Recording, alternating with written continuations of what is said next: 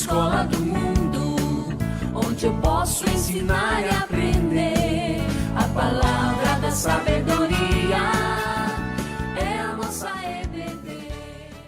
Sejam bem-vindos, queridos, a mais uma Escola Bíblica Dominical. Temos orado ao Senhor, pedindo que Ele abrevie esses dias maus, para que possamos estar juntos novamente. Estamos estudando aspectos gerais do livro do Apocalipse. O livro do Apocalipse foi entregue pelo Senhor Jesus a João, o último dos apóstolos. Já velhinho, com cerca de 96 anos, o apóstolo estava preso ali na ilha de Patmos, que era uma ilha-prisão. E o livro, assim, a gente percebe que tem alguns objetivos. Por exemplo, corrigir os erros doutrinários da igreja do primeiro século e, consequentemente, das igrejas em todas as gerações, inclusive da nossa. Já vimos que o número 7, as 7 igrejas, representam totalidade, completude. Então, se refere, na verdade, não só às 7 igrejas da Ásia Menor, como todas as igrejas em todas as gerações. Também, o objetivo do livro é consolar a igreja do primeiro século. A igreja sofria perseguições acirradas, cruéis perseguições do Império Romano e também dos judeus. Apocalipse foi uma carta de amor de Deus à raça humana. A gente lembra assim que por diversas vezes o Senhor fala: quem tem ouvidos, ouça o que o Espírito diz às igrejas. Então, ele repete isso no sentido de que as pessoas possam acordar para as verdades de Deus. A história acontece sempre em 2 dimensões, queridos. Nada acontece na Terra, unicamente na Terra. Não, ela acontece na dimensão física, que é aqui na Terra, mas paralelo a isso, ela acontece também numa dimensão metafísica, que é justamente nos céus.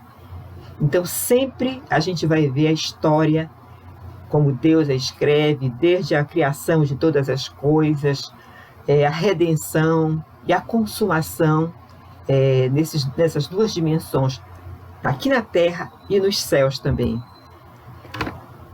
Vamos ler Apocalipse no capítulo 4, de 8 a 11. Prestemos bem atenção, queridos. Pegue a sua Bíblia. Depois dessas coisas, olhei, e eis que não somente uma porta aberta no céu. João, ele foi chamado por Jesus ao céu. Então, o céu, assim, uma realidade totalmente diferente de tudo o que João contemplou. Como também a primeira voz que ouvi, como de trombeta ao falar comigo, dizendo: sobe para aqui, e te mostrarei o que deve acontecer depois destas coisas. E imediatamente eu me achei em espírito, ou seja, João não foi em corpo e espírito. Apenas o espírito dele foi chamado aos céus. E eis armado no céu um trono, e no trono alguém sentado. E esse que está sentado, se acha sentado, é semelhante no aspecto à pedra de jaspe e de sardônio. Vejam que ele fala assim, é semelhante no aspecto, então, porque é uma realidade totalmente diferente da nossa. João não encontra aqui na Terra paralelos para descrever a realidade dos céus. Então ele sempre fala assim, parecido com, era como se fosse. Então ele diz, é semelhante no aspecto à pedra de jaspe de sardônio. E ao redor do trono há um arco-íris semelhante no aspecto da esmeralda. Ao redor do trono há também 24 tronos. Esses 24 tronos são representações das 12 tribos de Israel e dos 12 apóstolos. No capítulo 4 do Apocalipse, nós vemos Deus sendo exaltado, glorificado como Deus criador e mantenedor de todas as coisas. Deus é glorificado em seu mais excelente atributo, que é a santidade.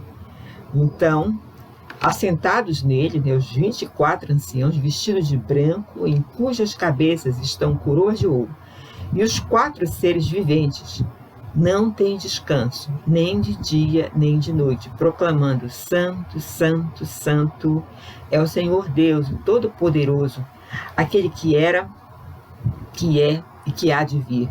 Os 24 anciãos prostrar-se-ão diante daquele que se encontra sentado no trono, adorarão, dizendo: Tu és digno, Senhor e Deus nosso, de receber a glória, a honra, o poder, porque todas as coisas tu criaste, sim, por causa da tua vontade, vieram a existir e foram criadas. Sendo o Senhor santo, santo, santo, e com a queda do homem, então essa convivência, com a queda o homem foi atingido em todas as suas dimensões, as suas faculdades. Então ficou impossível, queridos, a convivência de um Deus santo, santo, santo com o homem pecador.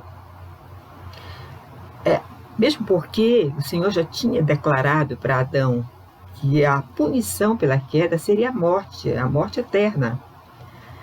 Então, por quê? Porque o homem foi atingido em todas as dimensões. Na dimensão espiritual, a gente pode perceber que o homem natural, o homem sem Deus, ele foge realmente de Deus. Como Adão fez no Éden, assim o ser humano natural, ele não gosta de ouvir. A palavra de Deus diz que nos últimos dias, então, os homens sentiriam como que coceira dos ouvidos ao escutar a palavra de Deus. Você pode tratar de qualquer outro assunto, as pessoas participam, mas quando você entra nesse assunto, né, falar sobre a vida eterna, morte eterna, e aí as pessoas realmente vão fugindo uma a uma, é impressionante. No aspecto moral, o homem sem Deus, ele é inclinado continuamente à prática do pecado, ele já peca naturalmente, dando, claro, acesso, dando livre curso à sua própria natureza, a natureza adâmica. O homem, também no aspecto emocional, houve a queda nesse aspecto, né? O homem foi atingido emocionalmente, então o homem experimenta agora estados emocionais que ele não conhecia antes da queda, como tristeza, vazio, depressão, inquietações, ansiedades. E a gente pode ver o retrato disso de uma forma bem latente nos dias que a gente está vivendo, nós estamos vivendo, dias de pandemia. As pessoas estão enclausuradas nas suas casas, convivendo consigo mesmo e com o outro, de forma contínua muitas vezes.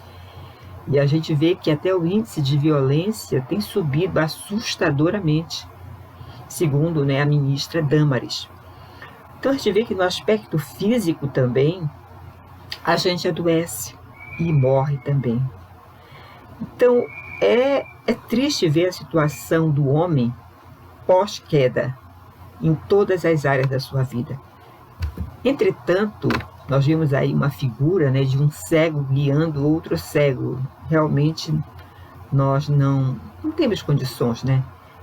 Foi preciso vir, o Espírito Santo de Deus vir nos convencer do pecado, da justiça e do juízo, para que nós pudéssemos abrir o coração. Como o Espírito abriu o coração de Lídia, lembram? Ela pôde então ver Jesus. E nessa época de pandemia, queridos, que nós estamos vivendo, nós precisamos, aí vem até uma pergunta, né? Será que nós estamos entendendo a mensagem de Deus para a nossa geração? E para a nossa geração ficar muito genérico, e para nós individualmente, eu tenho aprendido com essa dura lição, a mensagem que o Senhor Deus está passando para a nossa geração e para nós, para os crentes em particular. A gente não pode perder essa oportunidade, queridos. Durante toda a história da raça humana, Deus foi tolerante, extremamente tolerante. Logo após a queda, ele providencia, na verdade, o Senhor providenciou a salvação, a redenção humana lá nos tempos eternos. Então nós vimos assim que a tolerância de Deus, as misericórdias do Senhor são a causa de nós não sermos consumidos em definitivo. A gente vê que o homem caiu, depois disso o homem veio descendo degrau, ladeira abaixo, aconteceu o dilúvio, Sodoma e Gomorra também, as murmurações dos hebreus, a idolatria desse povo, a incredulidade deles no deserto por 40 anos, a paciência de Deus continuamente sobre a vida deles. É claro que havia, lógico que o Senhor, ele repreendia, porque ele repreende a quem ama, mas os israelitas realmente, eles só foram curados da idolatria no cativeiro babilônico. Mas antes disso, realmente, reiteradas vezes, aconteciam murmurações, idolatria do povo de Deus. Nós vimos aí a divisão dos reinos, Israel e Judá. Nós vimos os sucessivos cativeiros de Israel e a paciência, a tolerância de Deus. É como um elástico que estica mais. Né? Nós vimos assim sendo cativos da Síria, da Babilônia, da Pérsia, da Grécia, de Roma. Vemos o Senhor enviar para esse homem caído os profetas do Antigo Testamento. E por fim, né, ele envia o seu próprio Filho amado, Jesus Cristo. E o Senhor Jesus, olhando para Jerusalém, ele chora e ele fala assim: Jerusalém, Jerusalém, que matas os profetas, apedrejas os que a ti são enviados. Quantas vezes quis eu ajuntar os teus filhos, como a galinha junta a sua ninhada debaixo das asas, e tu não quiseste. O Senhor enviou cada profeta, cada apóstolo, cada cativeiro, era uma oportunidade que o Senhor estava dando ao povo de Israel. E agora, a cada crente do primeiro século, com as cartas, né, com o próprio livro do Apocalipse como um todo, e até hoje, para a igreja, nós da igreja temos recebido continuamente, né, através da pregação da palavra, da proclamação da sã doutrina, nós temos recebido a mensagem de Deus para este mundo, a igreja. Queridos, só que essa tolerância ela vai findar, nós sabemos disso. Um dia a porta vai ser fechada, como foi fechada a porta da Arca de Noé. Nós vemos assim em Apocalipse 14, de 6 a 7, uma mensagem final de salvação e juízo para as nações. Por enquanto, a igreja está atuando na terra como sacerdócio universal dos santos. A igreja ela tem esse papel de comunicar as verdades de Deus a uma geração corrompida e pervertida. Se nós não estamos fazendo isso, então nós perdemos o objetivo em ser igreja completamente, porque nós nascemos, crescemos, enfim, o Senhor nos deu a salvação. Qual é a finalidade principal do homem nessa terra? É glorificar a Deus.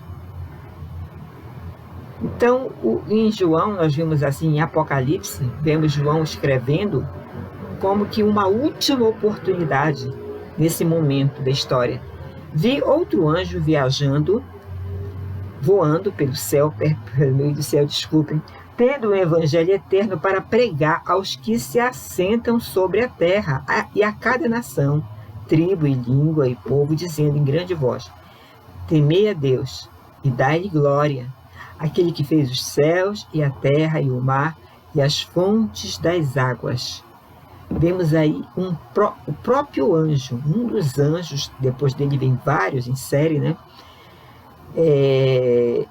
Proclamando que ainda dá tempo, ainda dá tempo. A gente vê a nossa geração, especialmente a geração que a gente está vivendo, queridos, porque o pecado sempre existiu, é verdade, mas existia a questão da moral. A moral, o moralismo, né, segurava um pouco os pecados. O pecado sempre existiu, mas havia um certo controle. Mas na nossa geração, a porteira foi aberta E o que nós temos contemplado e visto na nossa própria geração é assustador. Nós não podemos nos acostumar com as coisas que estão acontecendo, né? A depravação humana, a imoralidade, a afronta diária contra a santidade de Deus. Então, a mensagem da igreja precisa ser a proclamação do Evangelho. Joel diz que a colheita está madura. Nós vemos isso, né, essa confirmação aqui em João, no Apocalipse 14, de 6 a 7. Vemos o que está escrito aqui lá em Joel, no capítulo 3, versos de 13 a 16. Lançai a foice, porque está madura a seara. Vinde, pisai, porque o lagar está cheio. Os seus compartimentos transbordam, porquanto a sua malícia é grande. Multidões, multidões no vale da decisão, porque o dia do Senhor está perto, no vale da decisão. O sol e a lua se escurecem e as estrelas retiram o seu resplendor. Nós vemos isso acontecendo quando na abertura dos selos, depois, ao tocar das 7 trombetas, nós vemos isso acontecendo antecedendo a vinda do Senhor. O sol e a lua se escurecem. Joel, lá, séculos e séculos antes do primeiro século, né, da era cristã, claro. Ele já estava prevendo, o grande profeta Joel. O sol e a lua se escurecem, as estrelas retiram o seu resplendor. O Senhor brama de Sião, e se fará ouvir em Jerusalém, e os céus e a terra tremerão, mas o Senhor será o refúgio do seu povo e a fortaleza dos filhos de Israel. Então, a foice é um instrumento, queridos, de colheita. Nós vemos assim sinais do final de todas as coisas. Vemos sinais notórios como transbordar a iniquidade no mundo. Nós temos presenciado isso em todos os aspectos. A apostasia, a gente vê pessoas apostatando da fé. A pregação do Evangelho a todas as nações, também vemos isso. O Evangelho, o apóstolo Paulo falou assim, que ele estava preso, mas a palavra de Deus não.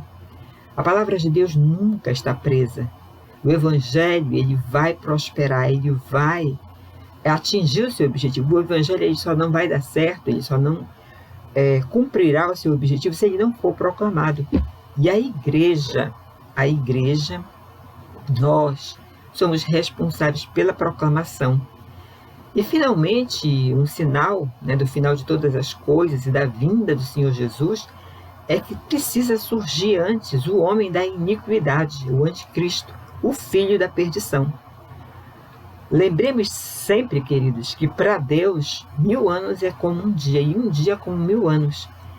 Então o apóstolo Paulo escreve aqui aos Tessalonicenses: irmãos, quanto à vinda do nosso Senhor Jesus Cristo e ao nosso reencontro com Ele, rogamos a vocês que não se deixem abalar nem alarmar tão facilmente, quer por profecia, quer por palavra, quer por carta, supostamente vinda de nós, como se o dia do Senhor já estivesse chegado.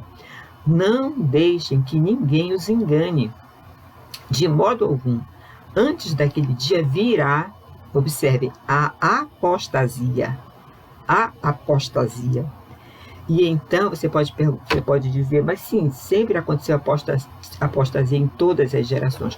Só que o apóstolo aqui se refere a apostasia.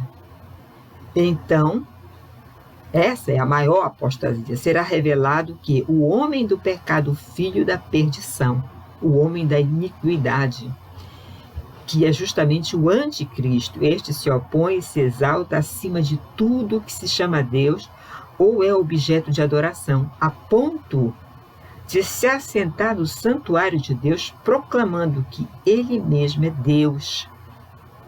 Então será revelado o perverso, a quem o Senhor Jesus matará com o sopro da sua boca e destruirá pela manifestação da sua vinda. então será revelado o perverso. Nós vivemos numa situação bem propícia ao aparecimento do anticristo. Queridos, o anticristo virá quando a terra estiver em caos. Ele será uma figura que será o Salvador. Ele imitará o Senhor Jesus. Há uma imitação, né, do dragão de Deus, do anticristo imitando o Senhor Jesus. Ele vai querer ser adorado como Deus. Nos 3 anos e meio, primeiro nos 3 anos e meio do início, né, da grande tribulação, ele será bonzinho, como que um cordeiro, mas depois ele vai revelar de fato quem ele é. Então, nós estamos assistindo isso, né? Um mundo em caos. E a tendência, eu não sou alarmista e nem fatalista, nós precisamos ser bíblicos. A palavra de Deus diz que nos últimos dias os tempos seriam difíceis mesmo. Não há, assim, não há esperança. Não vejo as Escrituras anunciando que nos últimos dias o mundo procuraria Deus, os homens correriam atrás do Senhor. Infelizmente não, queridos.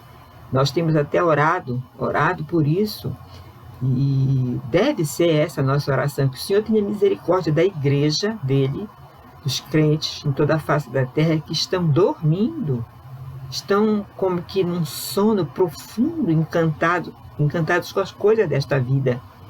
E que o Senhor promova, junto com esse momento de pandemia que a gente está vivendo, um avivamento para que essas pessoas retornem. Essa tem sido a nossa oração.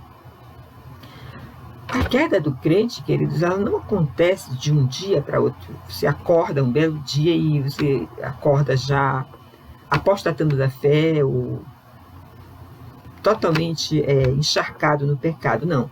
A queda do crente, ela acontece progressivamente, dia após dia. Vamos nos situar no estudo do livro do Apocalipse. Nós já vimos a seção 1, já vimos do capítulo 1 ao 3, a visão do Senhor Jesus glorificado no meio das igrejas e as 7 cartas. Foi semana passada, fizemos aquele resumão. Hoje já entramos na seção 2, no capítulo 4, e eu resolvi, a partir de agora, queridos, vocês já devem ter percebido, acrescentar algumas aplicações práticas na medida que a gente vai avançando no livro. Pois a gente não pode, né, ignorar de forma alguma o cenário tão difícil que a gente está vivendo, de pandemia, de morte, de luto, de muita dor, muito sofrimento. E com consequências, já acontecendo consequências severas, né, como o desemprego, a fome, né, isso, a instabilidade política e mundial. Então a gente vai tentar relacionar os eventos do livro do Apocalipse ao atual cenário que a gente vive no momento. No capítulo 4, que nós já lemos, João vê um trono e descreve aquele que está sentado no trono. Aqui a ênfase, a majestade e a santidade de Deus. Já no capítulo 5, que nós vamos entrar agora, João vê o Cordeiro tomando da mão direita de Deus um livro e sendo glorificado e adorado pelos entes celestiais. Então, que livro é esse? Que livro é esse que somente o Cordeiro de Deus, somente o Filho de Deus que foi morto, ressuscitou, ascendeu aos céus e agora está sendo coroado, só ele pode tomar este livro selado, 7 selos.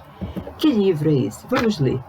Nós precisamos ler a palavra de Deus mesmo, queridos. Então nós vamos ler hoje bastante porções grandes da palavra de Deus, do livro do Apocalipse, no capítulo 5. Vi na mão direita daquele que estava sentado no trono um livro escrito por dentro e por fora.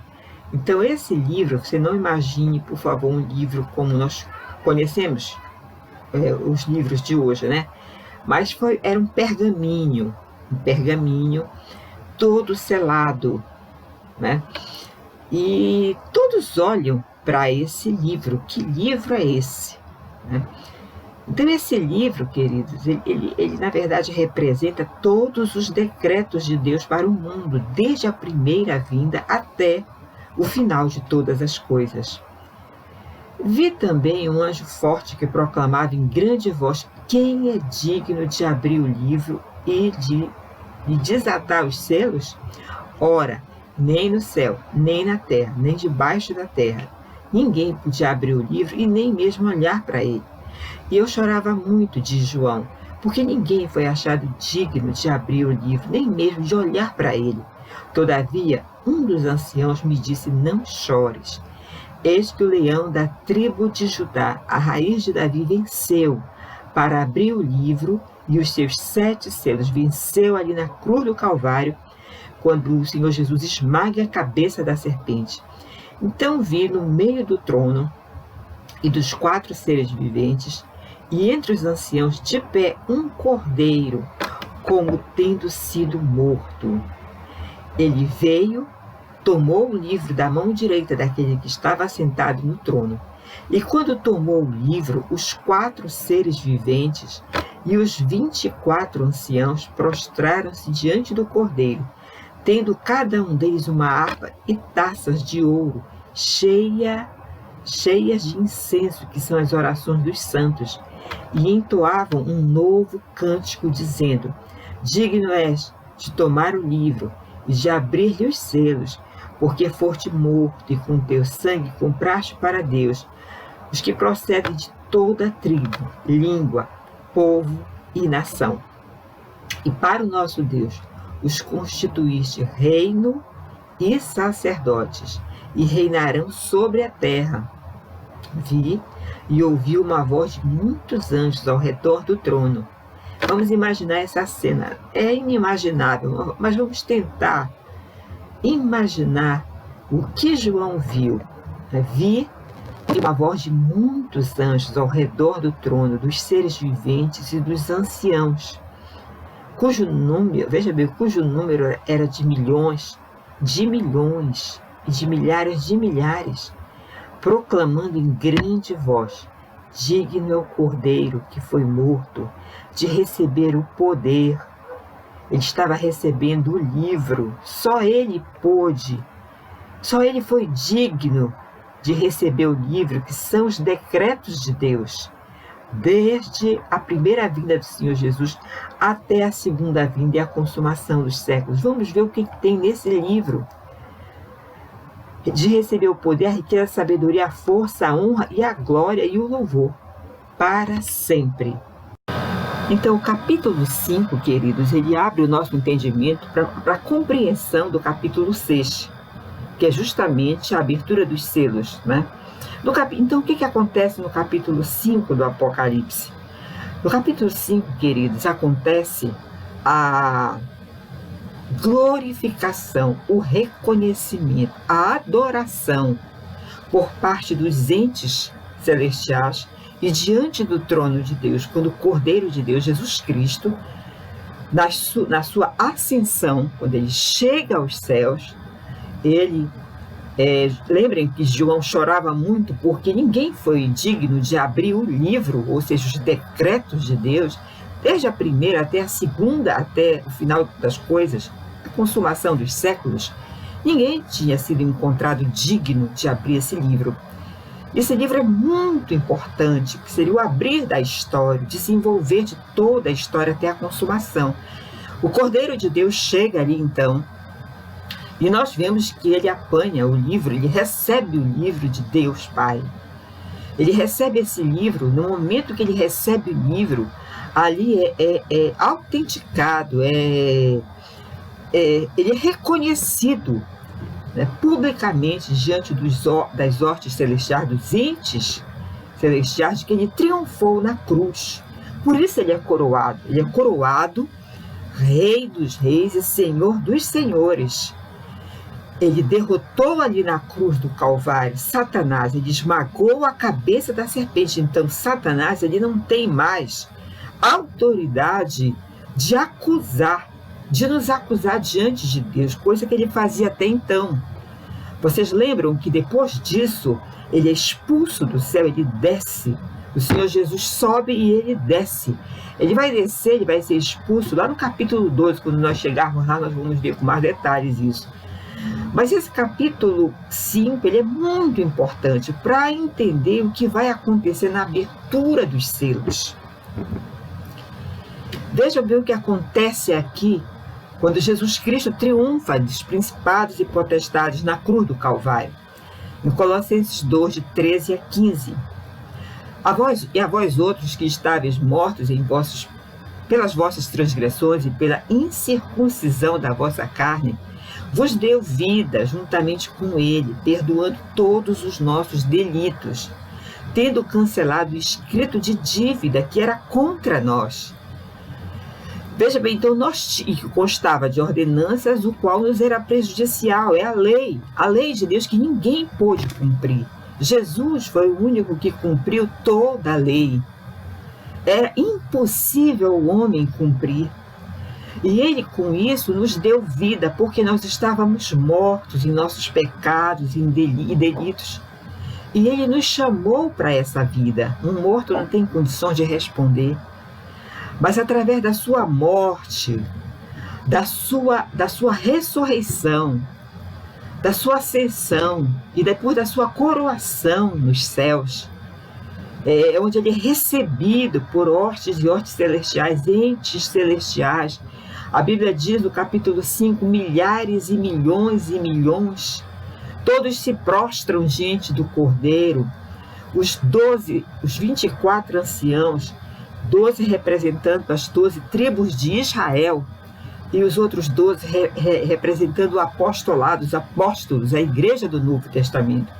Então ali, e os 4 seres viventes, e todos os anjos se prostram diante do Cordeiro, dizendo: digno és de receber a glória, a honra, pelos séculos dos séculos, porque só tu foste morto, só tu conseguiste, tu estás conseguindo agora abrir para nós este livro. Então o Senhor Jesus esmagou na cruz do Calvário o nosso acusador. Ele perde o papel. Satanás aí, vocês lembram de Jó, quando ele esteve diante de Deus acusando Jó, né? Ele te serve porque ele tem tudo. Ele te serve porque, ora, tu cercas de bens, de saúde, da família. Tira uma coisa, tira essas coisas dele, para ver se ele não blasfema de ti na tua face. Então ele nos acusava de dia e de noite. Ele tinha legitimidade. Porque, afinal de contas, vamos lembrar lá do Éden, no capítulo 3, essa grande tragédia, que foi a queda do homem, quando a mulher, o homem, eles dão ouvidos às enganações, ele sempre foi um enganador, as mentiras do diabo, e ali o homem cai drasticamente. Então ali ele triunfou sobre a raça humana. Então era necessário vir um segundo Adão perfeito para restaurar o homem de novo ao Éden, de novo à presença de Deus, para nos reconciliar com Deus. Na verdade, quem nos reconcilia com Deus é Jesus pela sua cruz. Então esse é um momento de grande importância, queridos, ali na cruz do Calvário. Aonde nós estamos na linha do tempo, segundo a visão amilenista, mais tarde a gente vai ver a visão milenista, pré-milenista, nós estamos exatamente aqui, no princípio das dores. O princípio das dores começou quando Jesus, vocês lembram no capítulo 13 de Marcos, quando os apóstolos, impressionados, os discípulos ali com as construções do templo, o magnífico templo de Herodes, né, foi embelezado por Herodes, e era magnífico de fato o templo. E os discípulos perguntaram: Senhor, que pedras, que construções? O Senhor fala para eles: olha, não se impressionem muito não com isso, porque aqui não vai ficar pedra sobre pedra que não seja derrubada. Então essa profecia aconteceu no ano 70 da era cristã. O imperador, o general Tito, né, do Império Romano, cerca Jerusalém, e ali por 3, 4 anos faz o cerco, e acontece ali, os judeus não se renderam, acontece o quê? Jerusalém é queimada, muitos, milhares e milhares de judeus são mortos, o templo é devastado, é destruído, é queimado. Então ali, muitos comentaristas, teólogos dizem que ali começou, no ano 70, a profecia cumprida do Senhor Jesus, o princípio das dores. Nós temos então, querida, aqui a coroação que nós estamos vendo, né, que foi depois da ressurreição do Senhor Jesus, ele foi coroado na glória. Depois da grande coroação, depois da abertura dos 7 selos, aí nós vamos ver mais tarde a grande tribulação, a sua segunda vinda, o juízo final e o estado eterno. Eu trouxe mais esse mapa aqui, daqui a pouco a gente vai poder, em aulas posteriores, nós vamos poder detalhar mais um pouco, mas por causa da questão de nos situar realmente onde nós estamos no do século 21, no ano 2020. Então nós estamos exatamente aqui no princípio das dores, né? Caminhando, queridos, caminhando para a grande tribulação, né? As coisas vão, eu não sou pessimista, como eu já falei, nem alarmista, eu sou bíblica, pela graça de Deus. E nós estamos vendo que, por essa pandemia, os dias estão bem complicados, maus realmente, e a gente pode ter certeza absoluta que nós estamos em pleno princípio das dores, mas muito mais do que isso, caminhando já para o que se chama de grande tribulação. Nós veremos mais detalhadamente esse mapa nas aulas posteriores. Então aqui, quando Jesus chega na glória, nós vemos aqui ele abrindo os selos, acontece a abertura dos selos. Já vimos que os selos são os decretos de Deus, né? Os decretos de Deus que deveriam acontecer desde a primeira vinda até a segunda e a consumação dos séculos. Então o Antigo Testamento revela que esses símbolos, né, dos cavalos, cavalo branco, vermelho, preto, baio ou amarelo, esses cavalos, eles representam força, guerra, o governo de Deus, o governo de Cristo sobre toda a terra. Por isso eles são enviados, como diz Zacarias, na profecia de Zacarias, capítulo 1, versículo 10. Os que o Senhor tem enviado para percorrerem a terra. Nós vamos ver todos os selos de forma bem breve hoje. O Senhor Jesus recebendo aí das mãos de Deus Pai o livro, né? Os selos. O que representam os selos para nós cristãos? Provação, queridos. Lembra que o juízo começa pela casa de Deus? Então esse período de pandemia é um período de prova para a igreja, de correção de rumos, de que a igreja possa parar e pensar e fazer uma leitura, uma releitura da sua própria vida, e eu falo isso individualmente a mim e a você, fazer uma leitura do que está acontecendo com a gente, com a igreja de Cristo. É uma provação para todos nós, queridos, no sentido de que para purificar, toda aprovação purifica. O objetivo maior da aprovação é nos purificar, e que nós possamos acordar, né? Nós que muitas vezes estamos muito encantados com as coisas desta vida, possamos acordar realmente para esse momento da história que estamos vivendo e para os avisos de Deus através, principalmente desse momento agora tão nefasto que estamos vivendo, que é essa pandemia.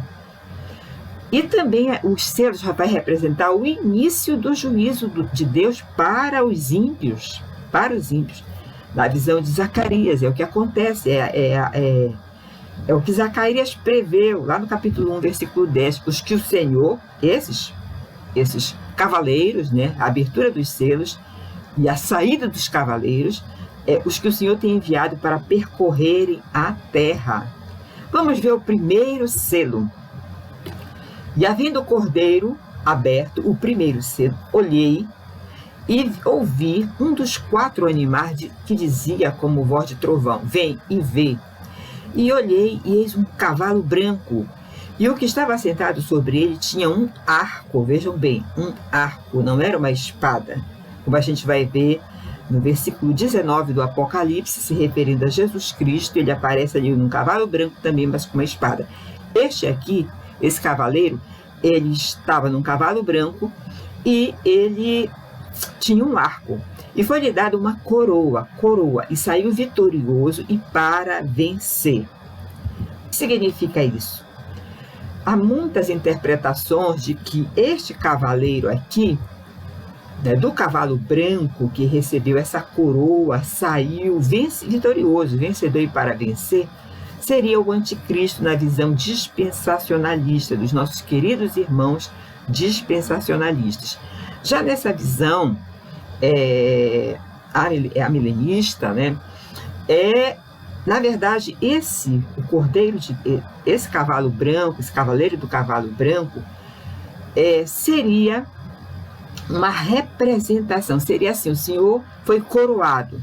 Então agora, esse cavaleiro branco representa a proclamação do Evangelho em toda a terra. Porque no passado, até então, queridos, o diabo, ele cegava, lembram que ele cegava as nações?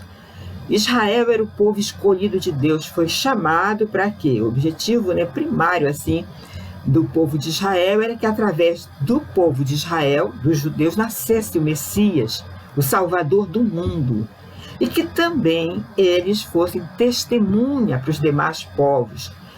Os judeus eram o único povo monoteísta, adoravam Deus dos céus. E, infelizmente, os judeus fracassaram muito, extremamente nessa missão. Nós, como sempre, não podemos jogar pedras, porque a igreja hoje, ela é responsável pela proclamação do Evangelho nesta terra também. E como nós estamos como Igreja de Cristo, como proclamadores, embaixadores desse reino aqui na terra, tá?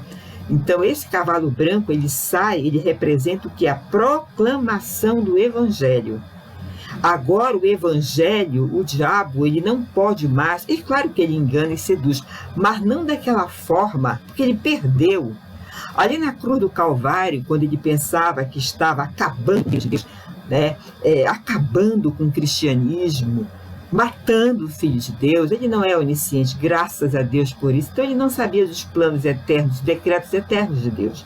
Ali, na verdade, foi a pior vitória, foi a vitória crucial de Satanás. Ali ele perde tanto que ele é obrigado, ele é expulso do céu por Miguel. Então veja bem, aqui o que acontece? Nós somos então, a igreja né, esse cavalo branco que sai para proclamar. Lembram quando Jesus falou toda a autoridade, isso antes da ascensão? Ele estava ainda nos momentos finais aqui na terra com os discípulos. E ele falou assim: toda a autoridade me foi dada. Isso depois da sua ressurreição. Toda a autoridade me foi dada no céu e na terra. Portanto, ide e pregai o evangelho a toda criatura. Então, veja bem, toda a autoridade, ele já não tinha autoridade, claro, mas é como nós explicamos ainda há pouco. Agora, Deus Pai entrega para ele o governo do mundo. E depois ele vai devolver, nós vamos ver quando ele vai devolver esse reino restaurado a Deus o Pai. Tá? Então o Evangelho, queridos, veja bem, portanto, ide, façam discípulos, vocês podem ir, eu garanto, né? O Evangelho ele só não terá êxito se ele não for proclamado, se nós fecharmos a boca, queridos. E se nós dermos um péssimo testemunho ao mundo. Então o Evangelho estava restrito apenas a Israel. Depois nós poderíamos conversar mais sobre isso, aquela mulher cananeia, enfim. Na verdade, se você for fazer um estudo dos 4 evangelhos, você vai ver que o Senhor Jesus, em um certo momento, ele disse: eu não fui enviado a não ser para as ovelhas perdidas da casa de Israel. Ele abriu, salvo engano, 2 exceções, né, para aquela mulher cananeia, e eu não estou lembrando se para o centurião romano, enfim. Mas, na verdade, ele veio pregar prioritariamente para as ovelhas perdidas da casa de Israel, mas Israel o rejeitou. Então, agora ele lança os discípulos dizendo: olha, agora podem ir. podem ir pregar o Evangelho.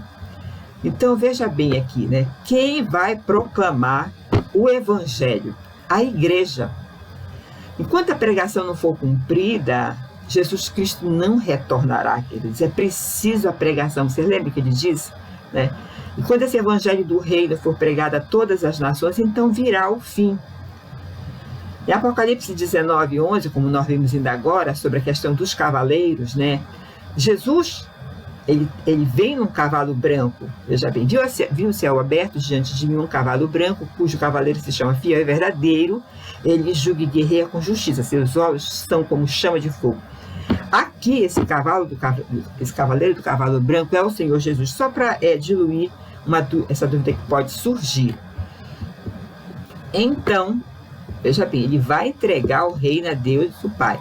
E então virá o fim quando ele, Jesus, entregar o reino a Deus, ao Deus e Pai, quando houver destruído todo o principado, bem como toda potestade e poder, porque convém que ele reine até que haja posto todos os inimigos embaixo dos seus pés. E adivinhe quem é o último inimigo a ser destruído? É a morte. Porque todas as coisas sujeitou debaixo dos pés. Nesse momento ele vai entregar o reino a Deus Pai. Queridos, o segundo selo nós veremos, se Deus permitir, o segundo até o sétimo selo, na próxima aula, se Deus assim permitir. Tenham todos um excelente domingo. Que o Senhor seja conosco e nos ajude na compreensão da sua palavra. Amém. A melhor escola do mundo, onde eu posso ensinar e aprender a palavra da sabedoria.